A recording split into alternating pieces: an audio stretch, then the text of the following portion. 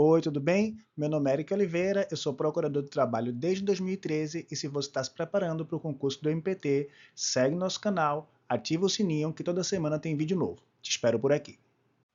Vamos agora falar sobre fraudes nas cooperativas fraudulentas.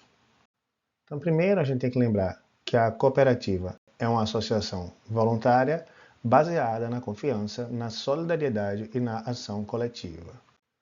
O desvirtuamento do sistema cooperativo estava lá nos primórdios da Conafred, é um tema que sempre teve muito nossa atenção, melhorou um pouquinho hoje em dia, muito em face da nossa atuação, mas é muito comum no setor de saúde, né, e particularmente nesse setor, esse trabalho tem aumentado. No serviço de home care também, a gente tem questão específica sobre isso no nosso curso de segunda fase, e as empresas utilizam esses cooperativados para atividade fim, numa intermediação ilícita de mão de obra muito combatida pelo MPT. A Lei 12.690 define a cooperativa de trabalho como uma sociedade constituída por trabalhadores para o exercício de atividades laborativas e profissionais, e a gente vai ter que ter ali como características o proveito comum, o benefício tem que ser compartilhado por todos os empregados, eles têm que ter autonomia, os empregados, as pessoas, os cooperados, né? Tem que ter independência na organização do trabalho, tem que haver autogestão, gestão democrática pelos próprios trabalhadores e os objetivos de melhorar a qualificação, renda. A gente vai comentar um pouco mais sobre tudo isso.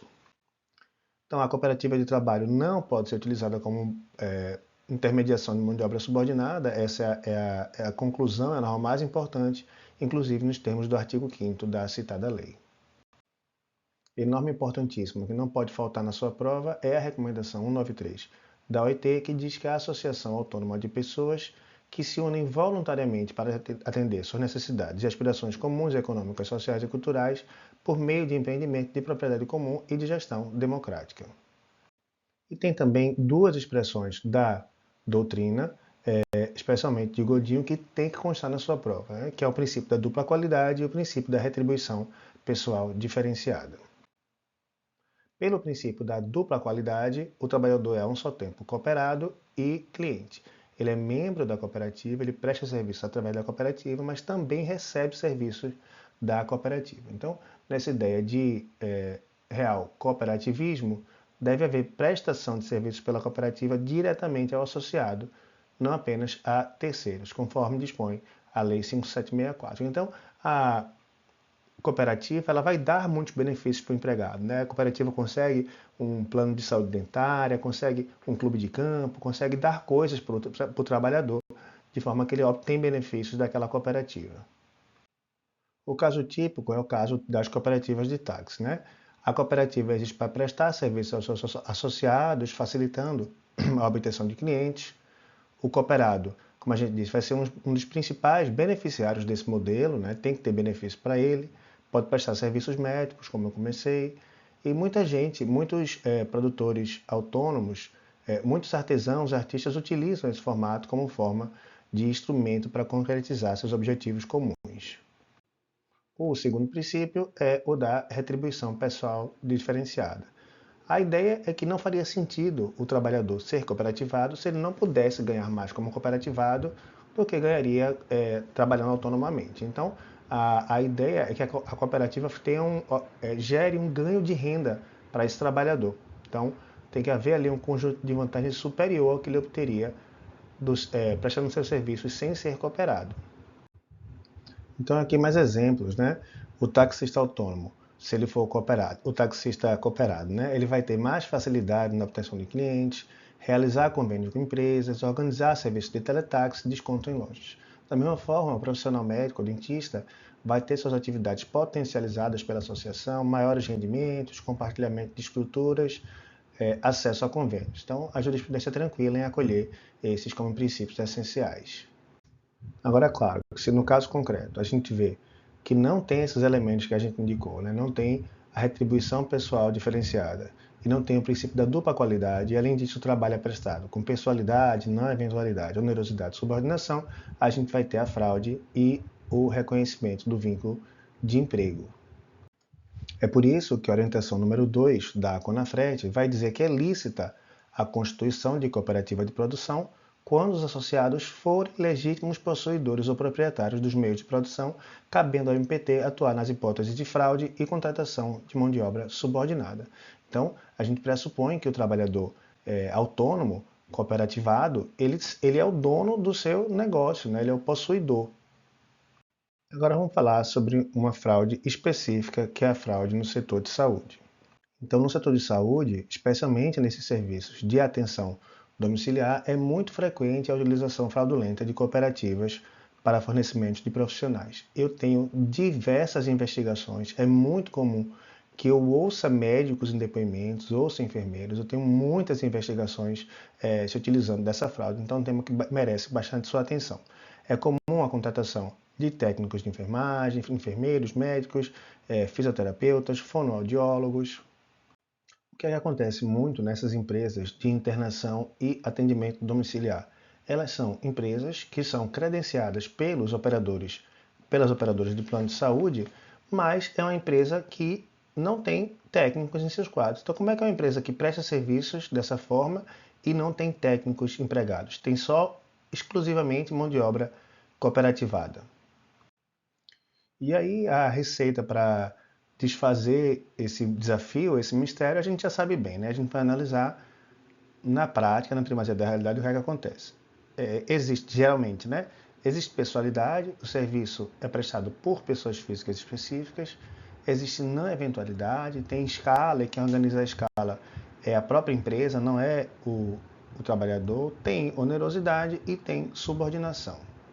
E não apenas a análise dos fatos concretos levam a essa conclusão de que o empregado, o cooperativado, é diretamente subordinado aos profissionais empregados das empresas tomadoras, quanto existe essa relação legalmente, né? A própria lei diz isso, porque o artigo 15 da Lei 7498 diz que a atividade dos técnicos e auxiliares de enfermagem, quando exercidas na instituição de saúde, somente pode ser desempenhada sob orientação e supervisão de um enfermeiro. Então, se o técnico está ali, quem é o enfermeiro que está orientando ele? Naturalmente, vai ser o enfermeiro da tomadora. Além disso, a profissão dos profissionais de enfermagem, ela inerentemente, ela tem que ter essa coordenação que nós comentamos, porque é um tipo de atividade que exige coordenação, supervisão e trabalho em equipe multidisciplinar. Os técnicos vão seguir prescrições médicas, eles vão ler e anotar prontuários, vão passar informações para os médicos e o médico responsável geralmente está vinculado à empresa tomadora. Nós vamos aplicar aqui, portanto, a orientação número 22 da CONAFRET, que diz que o artigo 442b não impede o reconhecimento da relação de emprego quando presentes os requisitos dos artigos 2º e 3º, configurando desvirtuamento de trabalho autônomo, e a orientação número 23, que vai dizer que a regulamentação da prestação de serviços a terceiros não legitima a pejotização, devendo a prestadora de serviço ser dotada de estrutura funcional, com transferência de serviço com autonomia, capacidade econômica compatível e direção dos trabalhos. Para que seja lícita essa situação, a empresa prestadora tem que ter estrutura empresarial real e funcional, tem que assumir os riscos do negócio e tem que ter independência na execução dos serviços, que não costuma acontecer nesses casos, como eu disse, em que os técnicos de enfermagem estão vinculados a enfermeiros e médicos da empresa tomadora. Então, não existe independência na execução dos serviços. E isso ocorre também quando a cooperativa opera a filiação de trabalhadores com o único objetivo de fornecer mão de obra. Mais uma vez, eu tenho muitas investigações sobre isso, são audiências que eu faço com muita frequência. É nesse sentido também a orientação número 17 da CONAFRET, que vai dizer que a transferência da execução da atividade por meio de contrato de prestação de serviços pressupõe autonomia formal, administrativa, organizacional, finalística e operacional, ou seja, a contratada deve ter autonomia completa e controle exclusivo do processo de produção sem interferência da contratante. Vai configurar fraude ao regime de emprego, uso de contrato de prestação de serviços, pela transferência de vínculos formais sem a efetiva transferência da execução da atividade. Nesses casos, como a gente viu, de fraude praticada por meio de cooperativas, vão estar presentes tanto a subordinação clássica quanto a subordinação estrutural. a jurisprudência trabalhista tem acolhido essa tese de ilicitude da terceirização por meio de cooperativa quando realmente presentes os requisitos da relação de emprego, até porque a mera constituição formal de cooperativa não tem o condão de afastar a natureza empregatícia das relações quando presentes os requisitos dos artigos 2º e 3º da CLT.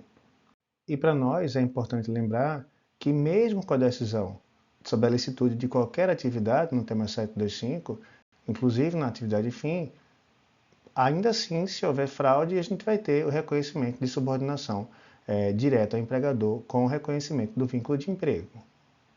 Essa fraude termina atingindo todos os beneficiários da Previdência Social por conta da sonegação de contribuições sociais, né? Esses empregados não recolhem as contribuições como deveriam recolher. Há violação também ao artigo 194, inciso 5 da Constituição, que diz que a Seguridade Social deve observar o princípio da equidade na forma de participação do custeio, e o 195, itens 1 e 2, que falam sobre o financiamento da Seguridade Social, que deve se basear nas contribuições sociais da empresa, do trabalhador e dos demais segurados. Em caso destas fraudes cooperativas, nós entendemos que a competência é da Justiça do Trabalho e, portanto, a atribuição do MPT à legitimidade.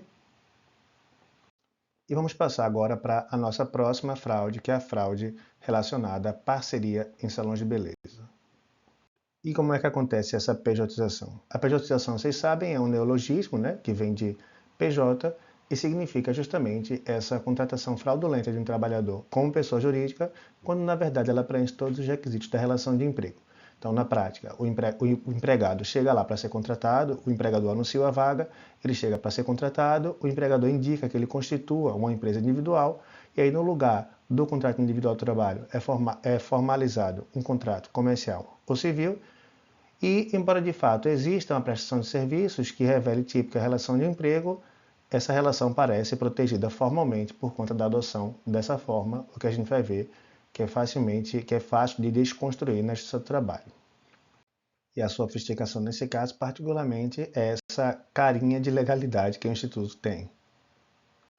E do ponto de vista meramente técnico, terminológico, vale perceber que pejotização carrega em si essa pecha de ilegalidade, né, de fraude. Então, se por acaso o STF vier a entender pela possibilidade da pejotização, a gente nem precisa mais falar da palavra pejotização, né, porque pejotização indica uma fraude. Se o STF disser que não é fraude, a gente pode até trocar a expressão para falar em contratação de pessoa jurídica, realmente. Então, vamos falar sobre a diferença entre pejotização e terceirização. Na terceirização, a gente vai ter a participação de 3 personagens, né? A gente vai ter a empresa que toma o serviço, a empresa que presta o serviço e o trabalhador numa relação triangular. Já na pejotização, a gente vai ter só 2 personagens, né? O trabalhador atua diretamente na atividade principal da empresa contratante, sob seu controle integral, embora formalmente seja registrado como pessoa jurídica. Geralmente presta serviços com exclusividade, recebe pagamentos que funcionam como salário e não possui capital ou estrutura empresarial própria. A Declaração de Princípios da OIT, de 98, afirma o Estado o compromisso de eliminar a discriminação em matéria de emprego e ocupação, de forma que esses trabalhadores que supostamente são pejotizados são tratados desigualmente, né, apesar de prestarem o mesmo serviço, que nos traz também a aplicação da Convenção 111, que trata sobre discriminação em matéria de emprego e profissão. A pejotização, ao privar os trabalhadores de seus direitos fundamentais, com base em critérios que não têm a ver com o trabalho prestado, configura forma de discriminação vedada pelo ordenamento. A recomendação 198 da OIT trata sobre essa questão da fraude e incita os estados a criarem uma política nacional que inclua medidas para combater relações de trabalho disfarçadas. Além disso, quando o empregador trata um indivíduo diferentemente do que trataria um empregado, ocultando seu verdadeiro status legal, haverá ali fraude, haverá ali discriminação. E mais uma vez, a gente vai resolver esse problema com base no princípio da primazia da realidade. A gente vai analisar o que acontece nos fatos, independentemente da maneira como se forma essa relação jurídica. E é justamente nesse sentido que a recomendação 198 vai nos ajudar, pois incita essa busca, essa caça pelas relações de trabalho disfarçadas. Também nos ajuda aqui a Declaração Universal de Direitos Humanos, dos artigos 23 e 24, que garantem o direito ao trabalho, a livre escolha de emprego, condições justas e favoráveis de trabalho e proteção contra o desemprego. E o PIDESC, Pacto Internacional dos Direitos Econômicos, Sociais e Culturais, reconhece o direito do trabalho e o direito a cada um de ganhar a vida por um trabalho livremente escolhido. A pejotização vai violar todas essas ideias porque priva as pessoas de proteção social, dá condições de trabalho que não podem ser consideradas livres, mas coagidas pela necessidade de manter o emprego. Também há violação na fraude. Há o artigo 7º da Constituição, que prevê a ideia da melhoria das condições de trabalho. Afronta-se também o artigo 170, que fala que a ordem econômica deve buscar, entre outros objetivos, a busca do pleno emprego, e essas políticas econômicas, as nossas políticas econômicas devem ser voltadas ao trabalho digno para todos e não para a precarização das relações de trabalho. E violação também ao artigo 193 da Constituição, já que a pejotização transforma os trabalhadores em pessoas jurídicas sem substância empresarial, violando a ideia de que a ordem social tem como base o primário do trabalho e o bem-estar e justiça sociais, de forma que, como diz a Declaração de Filadélfia, o trabalhador não pode ser tratado como mera mercadoria ou fator de produção descartável.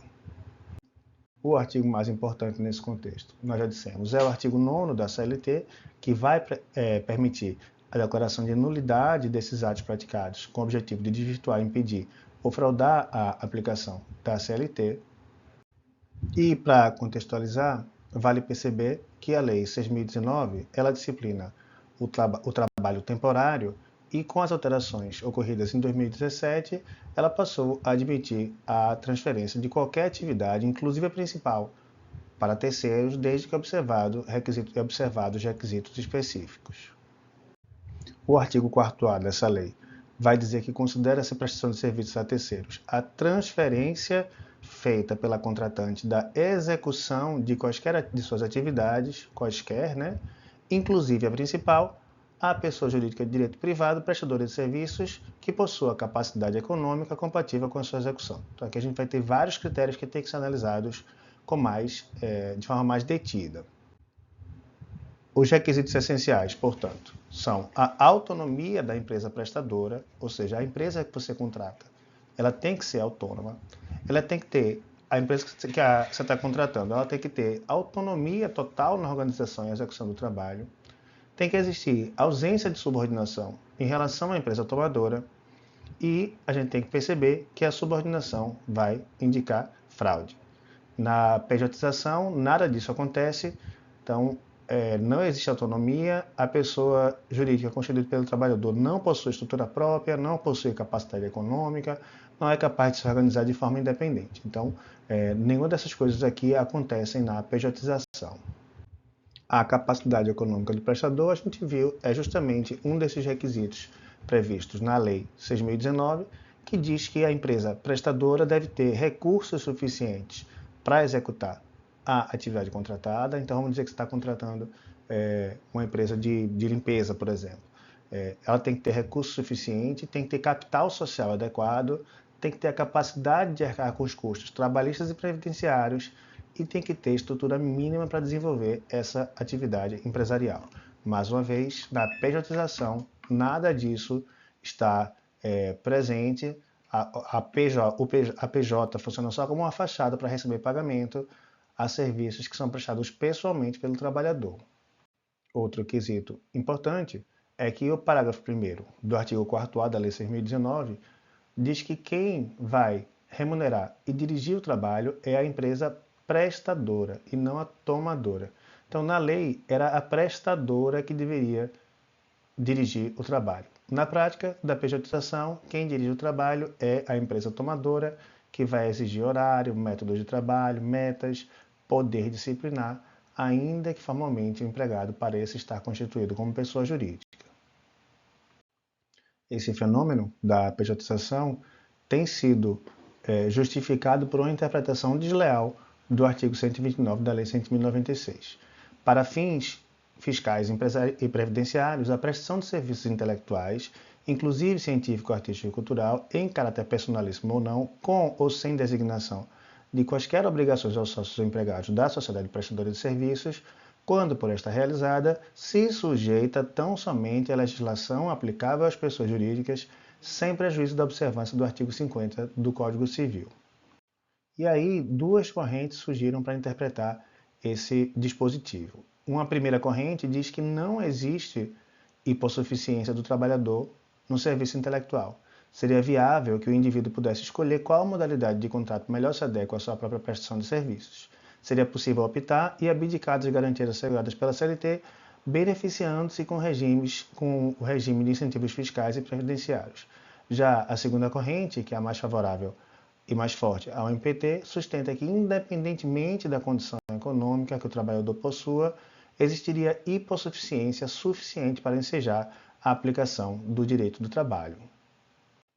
As regras laborais, então, para o MPT, sempre serão aplicáveis. A CLT não fez distinção se o trabalho é intelectual, técnico ou manual. A aplicação dessas normas, portanto, independe da vontade das partes e da aparência que se quer dar àquela relação. A interpretação sistemática, portanto, a ser dada para o artigo 129 da Lei 11.196, é que a primazia da realidade não pode afastar a aplicação dos artigos 2º e 3º da CLT. Nós defendemos também a inconstitucionalidade desse dispositivo, que fere o princípio da igualdade previsto tanto no artigo 5º, inciso 1, quanto no artigo 7º, os incisos 30 e 32. Então, essa tentativa de criar uma categoria de trabalhadores que não seriam protegidos pela legislação trabalhista, com base apenas na natureza intelectual do trabalho, contraria o princípio da isonomia e o próprio fundamento da República, que tem como base a valorização do trabalho e a dignidade da pessoa humana. E agora que a gente já traçou os aspectos gerais da pejotização, vamos falar um pouco sobre esta fraude específica da lei da parceria, do salão parceiro, lei da parceria em salões de beleza. Então, a primeira regra é que, como a gente trata de uma exceção, as exceções devem ser tratadas de forma restritiva. Então, quais profissões podem atender a essa ideia de salão parceiro? Pode ser o cabeleireiro, o barbeiro, a esteticista, manicure, pedicure, depilador e maquiador. Outras funções que não estejam taxativamente previstas na lei, como gerentes, pessoal de limpeza, recepcionista, não podem ser contratados como parceiros. Além disso, outro requisito obrigatório é que esse ato de parceria ele seja homologado pelo sindicato da categoria profissional e laboral e, na ausência destes, pelo órgão local competente do Ministério do Trabalho e Emprego perante duas testemunhas. Essa exigência não é uma exigência meramente burocrática, ela representa a garantia de que o contrato foi efetivamente analisado, de que foi compreendido pelas partes e o sindicato vai ali fazer já uma filtragem inicial para ver se aquilo ali é uma parceria ou é uma relação de emprego mascarada. E a gente vai ter que deixar claro que, mesmo nessas funções que são permitidas, mesmo que haja contrato escrito e que haja chancela sindical, ainda assim será possível a configuração do vínculo de emprego quando presentes os requisitos da relação de emprego, quando se submeterem à rotina do salão, sem gozar de nenhuma autonomia que seria típica dos autônomos. Então é muito comum que o salão controle o horário desses parceiros, né? O que demonstra subordinação. Quando o trabalhador vai faltar, tem que prestar atestado médico, ele não pode faltar quando quer, e os elementos fáticos ali presentes são suficientes para aplicar o princípio da primazia da realidade. Também seria possível desmascarar essa relação com base na teoria da subordinação estrutural. Voltei. Aqui no YouTube a gente posta só uma fração das nossas aulas. Se você quiser ter acesso a todas as coordenadorias de forma completa e atualizada, mais direitos humanos, mais atuação extrajudicial do MPT, clica no link que está aqui na descrição para adquirir o seu curso. Toda semana a gente tem vídeo novo aqui, espero você por aqui. Um grande abraço e bons estudos!